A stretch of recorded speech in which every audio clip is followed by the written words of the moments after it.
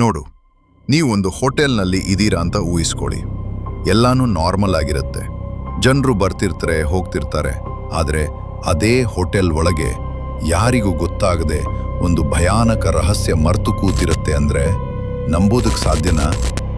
ಈ ಸ್ಟೋರಿ ಅಷ್ಟೇ ವಿಚಿತ್ರ. ಅದು 2013 ಜನವರಿ. ಒಬ್ಬರು ಹುಡುಗಿ, ಅವಳ ಹೆಸರು ಎಲಿಸಾ ಲ್ಯಾಮ್, ಕ್ಯಾನಡಾದಿಂದ ಅಮೆರಿಕಾಕ್ಕೆ ಟ್ರಿಪ್ಗೆ ಹೋಗಿರ್ತಾಳೆ. ಅವಳಿಗೆ ಟ್ರಾವೆಲ್ ಮಾಡೋದಂದ್ರೆ ಇಷ್ಟ. ಹೊಸ ಜಾಗ, ಹೊಸ ಜನ, ಲೈಫ್ನ ಎಂಜಾಯ್ ಮಾಡ್ತಿರ್ತಾಳೆ. ಅವಳು ಲಾಸ್ ಆಂಜಲೀಸ್ನಲ್ಲಿರೋ ಒಂದು ಹೋಟೆಲ್ನಲ್ಲಿ ಸ್ಟೇ ಆಗ್ತಾಳೆ. ಆ ಹೋಟೆಲ್ ಹೆಸರು ಸಿಸಿಲ್ ಹೋಟೆಲ್. ಆ ಹೋಟೆಲ್ ಸ್ವಲ್ಪ ಡಿಫ್ರೆಂಟ್. ಹಾಗೆ ನೋಡಿದ್ರೆ ನಾರ್ಮಲ್ ಹೋಟೆಲ್, ಆದ್ರೆ ಹಳೇ ಇತಿಹಾಸ ನೋಡಿದ್ರೆ ಸುಸೈಡ್, ಮರ್ಡರ್, ಸೀರಿಯಲ್ ಕಿಲ್ಲರ್ಸ್ ಎಲ್ಲ ಇನ್ಸಿಡೆಂಟ್ ಇಲ್ಲಿ ನಡೆದಿವೆ. ಅದರಲ್ಲೂ ಫೇಮಸ್ ಸೀರಿಯಲ್ ಕಿಲ್ಲರ್ ರಿಚರ್ಡ್ ರಮೀರೆಸ್ ಕೂಡ ಇಲ್ಲಿ ಸ್ಟೇ ಆಗಿರ್ತಾನೆ. ಅದೇ ಹೋಟೆಲ್ಗೆ ಎಲಿಸಾ ಬರ್ತಾಳೆ. ಫಸ್ಟ್ ಡೇಸ್ ಎಲ್ಲನೂ ನಾರ್ಮಲ್. ಆದ್ರೆ ಥರ್ಡ್ ಡೇ ಇಂದ ಅವಳು ಕಾಣೆ ಆಗ್ತಾಳೆ. ಯಾರಿಗೂ ಏನೂ ಗೊತ್ತಾಗಲ್ಲ. ಹೋಟೆಲ್ ಸ್ಟಾಫ್, ಪೊಲೀಸ್ ಎಲ್ಲರೂ ಹುಡುಕ್ತಾರೆ, ರೂಮ್ ಚೆಕ್ ಮಾಡ್ತಾರೆ, CCTV ನೋಡ್ತಾರೆ. ಅಲ್ಲಿ ಒಂದು ವಿಡಿಯೋ ಸಿಗುತ್ತೆ. ಈ ವಿಡಿಯೋ ಇವತ್ತಿಗೂ ಜನರಿಗೆ ನಿದ್ರೆ ಬರದಂತೆ ಮಾಡುತ್ತೆ. ನೀವು ಇಮ್ಯಾಜಿನ್ ಮಾಡ್ಕೊಳ್ಳಿ, ಒಂದು ಲಿಫ್ಟ್ ಒಳಗೆ ಎಲಿಸಾ ನಿಂತಿರ್ತಾಳೆ. ಅವಳು ಎಲ್ಲಿ ನೋಡ್ತಾಳೆ ಗೊತ್ತಾ? ಲಿಫ್ಟ್ ಬಾಗಿಲಿನ ಹೊರಗೆ. ಯಾರೋ ಇದ್ದಾರೇನೋ ಅನ್ನೋ ಹಾಗೆ. ಆದರೆ CCTV ವಿಡಿಯೋದಲ್ಲಿ ಯಾರೂ ಕಾಣಲ್ಲ. ಅವಳು ಲಿಫ್ಟ್ ಬಟನ್ಗಳನ್ನೆಲ್ಲ ಒತ್ತಾಳೆ. ಒಂದೇ ಸಲ ಅಲ್ಲ, ಎಲ್ಲ ಫ್ಲೋರ್ ಬಟನ್ಗಳು. ಆದರೆ ಲಿಫ್ಟ್ ಮೂವ್ ಆಗಲ್ಲ.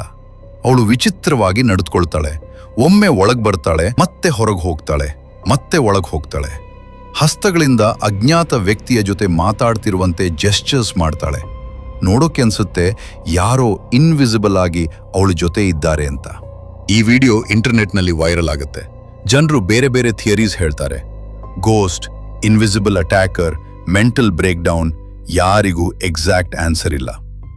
ಹೋಟೆಲ್ನಲ್ಲಿ ಇದ್ದ ಜನರು ಒಂದು ವಿಚಿತ್ರ ಕಂಪ್ಲೇಂಟ್ ಕೊಡ್ತಾರೆ. ನೀರಿನ ರುಚಿ ಬದಲಾಗಿರುತ್ತೆ, ನೀರಿನ ಬಣ್ಣ ಕಪ್ಪಾಗಿರುತ್ತೆ, ಸ್ಮೆಲ್ ಬರ್ತಿರುತ್ತೆ ಅಂತ ಹೇಳ್ತಾರೆ. ಇದನ್ನ ಕೇಳಿದ ಹೋಟೆಲ್ ಸ್ಟಾಫ್ ರೂಫ್ ಮೇಲೆ ಹೋಗಿ ವಾಟರ್ ಟ್ಯಾಂಕ್ ಚೆಕ್ ಮಾಡ್ತಾರೆ. ಅಲ್ಲಿ ನೋಡಿದಾಗ ಅವರು ಶಾಕ್ ಆಗುತ್ತಾರೆ. ಅದೇ ಟ್ಯಾಂಕ್ ಒಳಗೆ ಎಲಿಸಾ ಲ್ಯಾಮ್ ದೇಹ ಸಿಕ್ಕುತ್ತೆ. ಇದು ಕೇಳಿದ್ರೇನೆ ಮೈ ಜೂ ಅನ್ಸುತ್ತೆ. ಒಂದು ಹುಡುಗಿ ಯಾರಿಗೂ ಗೊತ್ತಾಗದೆ ಹೋಟೆಲ್ ಮೇಲಿನ ವಾಟರ್ ಟ್ಯಾಂಕ್ ಒಳಗೆ ಹೇಗೆ ಹೋಗ್ತಾಳೆ?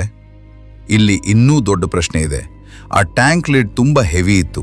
ಅದನ್ನು ತೆಗೆಯೋಕೆ ಸ್ಟ್ರೆಂಗ್ತ್ ಬೇಕು. ಮತ್ತೆ ರೂಫ್ ಏರಿಯಾ ಲಾಕ್ಡ್ ಆಗಿರುತ್ತೆ. ಅದರಲ್ಲೂ ಎಲಿಸಾ ನೇಕೆಡ್ ಆಗಿ ಸಿಗ್ತಾಳೆ. ಅವಳ ಬಟ್ಟೆಗಳು ಟ್ಯಾಂಕ್ ಒಳಗೆ ಫ್ಲೋಟಿಂಗ್ ಆಗಿರುತ್ತೆ.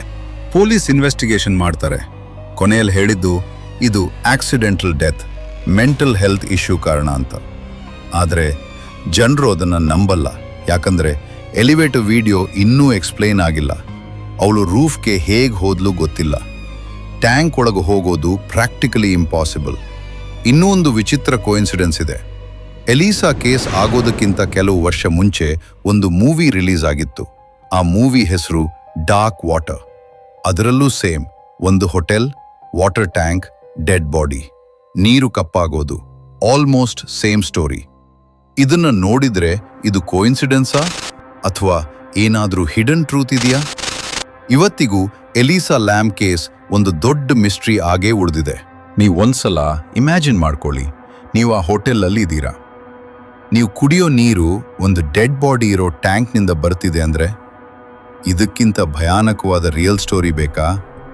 ನಿಜ ಹೇಳ್ಬೇಕಂದ್ರೆ ಈ ಕಥೆ ಕೇಳಿದ ಮೇಲೆ ಯಾರಾದರೂ ಲಿಫ್ಟ್ ಒಳಗೆ ಒಬ್ಬರೇ ನಿಲ್ಲೋಕೆ 2 ಸಾರಿ ಯೋಚಿಸ್ತಾರೆ.